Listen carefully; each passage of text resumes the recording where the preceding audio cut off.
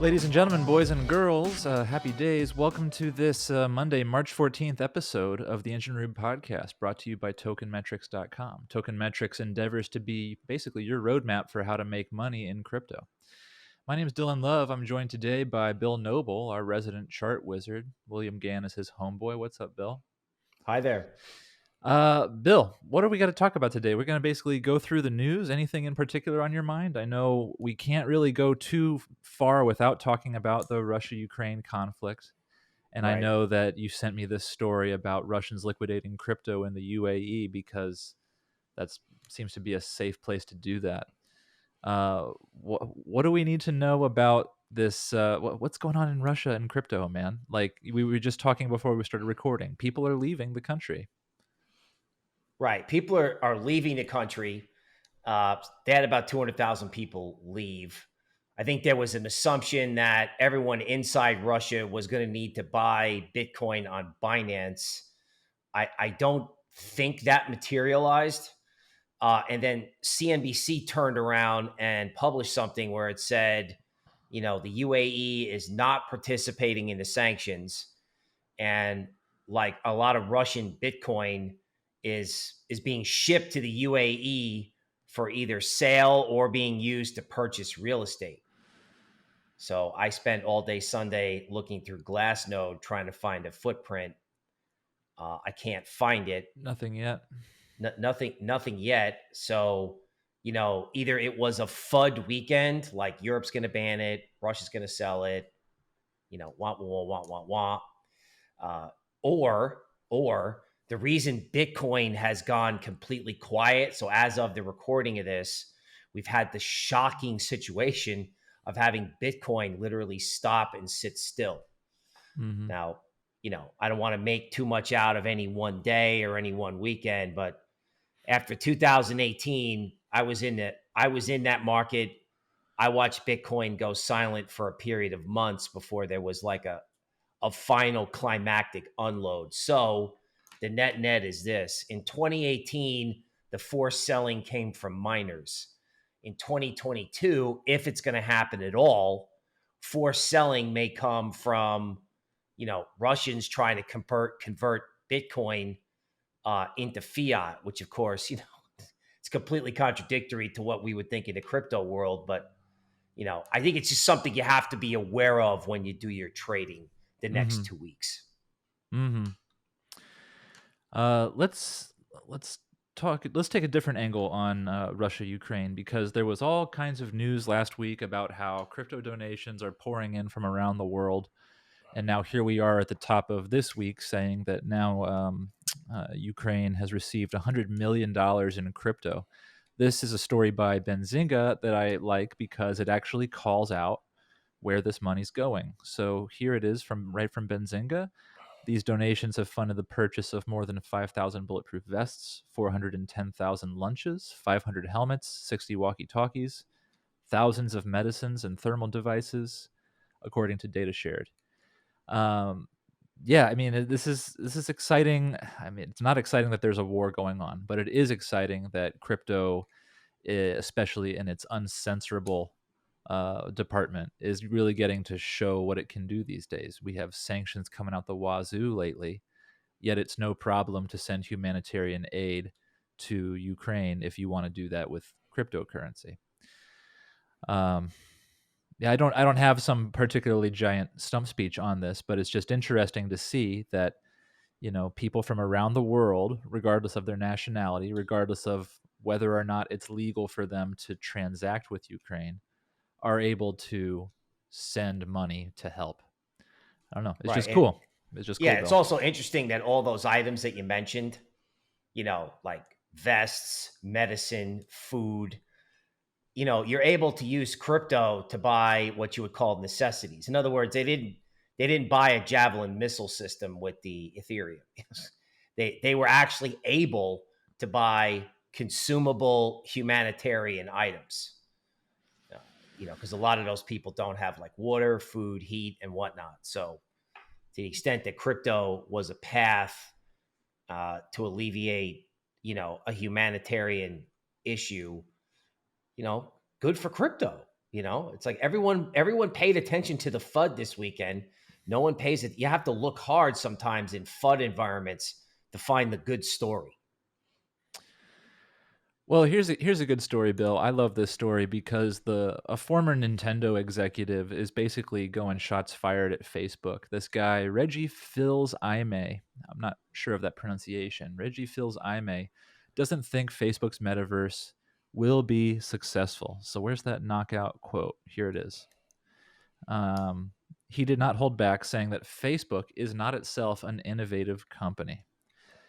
Uh, he really is bad mouthing the crap out of Facebook, or should we call it Meta now? He says that the company doesn't actually make things; they acquire things. They acquire interesting things like Oculus and Instagram, or they've been a fast follower of other people's ideas. I don't think their current definition will be successful. Definition of metaverse. Bill, I love this because I love a good mudslinging, and this guy has some pretty serious entertainment and video game street cred. My gut Right. tells me that he probably knows what he's talking about, but at the same time, the reality of Facebook's metaverse right now is that it's PR. It doesn't exist. So far he's right. Right. Well, I uh, actually had a weekend story about this. You know, uh, I've been wondering how I get, how we start broadcasting in the metaverse, or how there's a way to start interacting with people in the metaverse. Because I'm over the age of 35, right? So it'd be easier for me to connect with young people as a metaverse character with a Jersey accent. And I'm talking to somebody, it's like, hey, I wonder how we're going to do this metaverse thing. And my friend goes, well, there is Facebook. So I was like, oh my God, shame on us for even saying it. But if a 50-year-old person is talking to a 60-year-old person about getting into metaverse, and we don't know what to do, this person brought up, well, maybe there's something we can do on Facebook. So, I know that's not the way the world wants to go, but I think if Joe Public wakes up and goes, I got to get into the metaverse, if Facebook offers a solution, people might go that way. Now, is it hip? Is it going to be the thing? Is there every reason in the world to dislike Facebook? Yeah, yeah, here's what I think. I think Facebook will put out a product that will be one of many metaverses, and the main value or the main service that Facebook will actually be providing there is the mainstreaming of the idea. So someone like my grandma, for example, can be familiar in general with this Facebook thing where you strap a computer to your eyeballs. Um, just that level of awareness is already many, many, many steps ahead from where we are right now. So, right, we'll see. I do think they will put out a product. I do think people will use it. But what is successful? We're talking about a company that has like 1/3 of the human race as its user base. So what's successful on that scale? Getting half of those people into the metaverse? I'm just making something up. I don't know. Uh, yeah, we'll see. We'll see. It's a tall order when you're top of the pile as long as Facebook has been. What is success? That's a moving target that gets smaller and smaller. Well, or bigger and bigger in terms of numbers, but the target itself gets smaller and harder to hit. Anyway, Bill, let's move on because I got two other stories I wanted to get to here. We might want to call these stories like uh, um, predictable things said by predictable people. So first up is Raoul Pal. This guy is on the crypto radar. He's an ex Goldman guy. He's out there lately because he's made a very well publicized bet, long leveraged bet on Ethereum, and he's tweeted about it many times. He's called it the trade of his career, and mad love and respect to Raul, but unfortunately, we haven't seen any kind of parabolic move up that he's probably looking for yet. So this is Raul Powell, General Crypto Bull, continuing his thesis of crypto bulldom. Can we coin bulldom as a word right now? He's we saying that can. He's saying that Bitcoin could reach 600,000 per coin based on today's growth rates. And there are some good numbers in here. Where are these numbers? The internet nowadays is growing about 76% a year. So year over year, today, the internet grew 76%. In the same time frame, crypto grew 137%. So you don't need to be a particularly advanced math person to know that the growth within crypto in general is more appealing than in 76% is still huge, Bill. I would have thought internet growth had slowed by now, Right. but no. Let's not forget we're talking about, Facebook still does, or at least used to have a plan to put drones in the sky to beam internet into remote places around the world. So maybe that does make some sense there. Where True. this falls apart for me, Bill, is that no internet, no crypto. So the Right. growth of the internet and the growth of crypto, one depends on the other, right? As if crypto is this subsection within the internet at large, right? Do you get me? Yeah. No, I get you. Um, I So think while I appreciate the bullish signal, I would also I would be walking that back a little bit by saying, hey, the internet can't grow forever. How many more years of putting up 76% growth do we actually have? Less than 10, I think, Bill. Less than 10. right. Okay. Well, I mean, I think if you consider the internet as meaning e-commerce, this gentleman's point that there's room for crypto to go if you say internet equals e-commerce. Okay. I know that's a really old word. I think there are a lot of reasons for crypto to go up. Crypto is very correlated with things like commodities like gold and wheat. Ethereum hasn't done what it's done in the past when there have been breakouts in bond market metrics about inflation going higher. If you if you followed that theory, ETH should be much higher. Sometimes with big thinkers like this, it's not that they're wrong. Sometimes they can be really early, and they can be too early, uh, and get hurt. I don't know, by short-term tactical things. So Sure, I, sure. When you talk I about being too early, I immediately think of Michael Burry, who lost hundreds of millions of dollars on the same trade that made him hundreds of millions of dollars. That's right. That's right. And there have been stories like this in the European bond market. All kinds of things. So you have to be mindful of two things. One, crypto is undoubtedly going to be a part of a new monetary order, right? When you start cutting off a country like Russia from SWIFT, a new monetary order has begun. Yeah. Now that said, how do you locate the trade? Does crypto take off from here? I mean, I read a tweet by some guy said, Bitcoin's never going below 33. And I actually respect this guy. Mm-hmm. Right. And then I know other guys who are like massive gold bugs and new monetary order that said, an algorithm based money is going to get eclipsed by gold in this new world. So who's right? I don't know.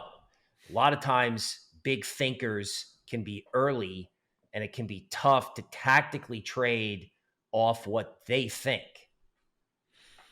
Well, Mr. Powell does us the grace of giving us some specific numbers to look for in the future.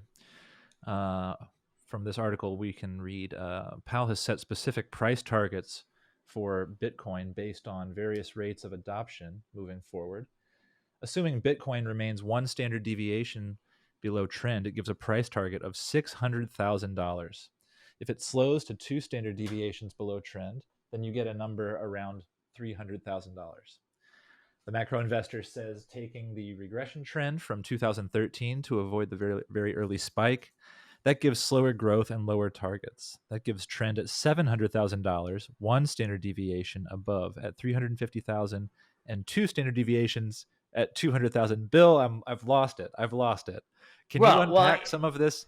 yes, I can. I'm not a finance math guy for the job that I have. I'm embarrassingly not a finance math guy. What's going on there, Bill? Okay. Well, I mean, what he's saying is, mathematically, it's not unreasonable to get like 100 or 200K, right?